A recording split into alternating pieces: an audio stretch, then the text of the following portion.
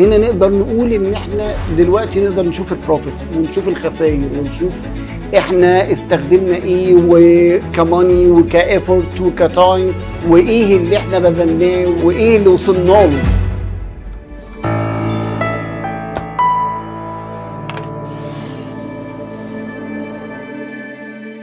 اكبر مشكلة بتواجهنا في البيزنس وخصوصا لما تكون شركة وفيها كذا شريك هي ان كل واحد ما بيقدرش يدي الشغل بنفس مقدار الاخر. يعني واحد بتلاقي وقته قادر يدي ساعات اكتر وقادر يدي وقت اكتر للبيزنس، والتاني قادر يدي مجهود اكبر للبيزنس، والتالت قادر يدي انفستمنت اكتر للبيزنس. فالبيزنس في الشراكات محتاج ان انت تشوف 3 عوامل.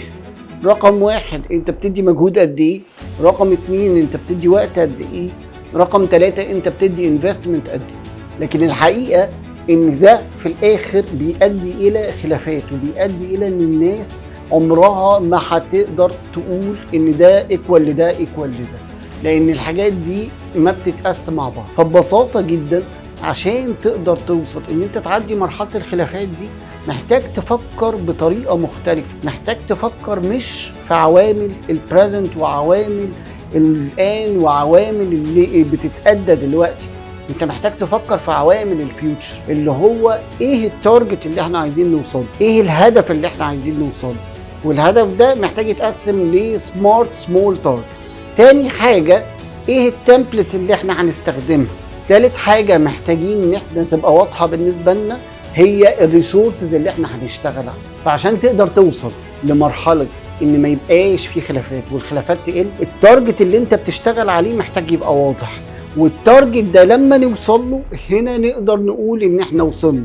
هنا نقدر نقول ان احنا دلوقتي نقدر نشوف البروفيتس ونشوف الخسائر ونشوف احنا استخدمنا ايه وكماني وكافورت وكتايم وايه اللي احنا بذلناه وايه اللي وصلنا له. لكن قبل ما تقدر توصل للتارجتس دايما هتلاقي فيه مشاكل، لان التارجت مش واضح ولانكوا لسه ما وصلتوش للتارجتس.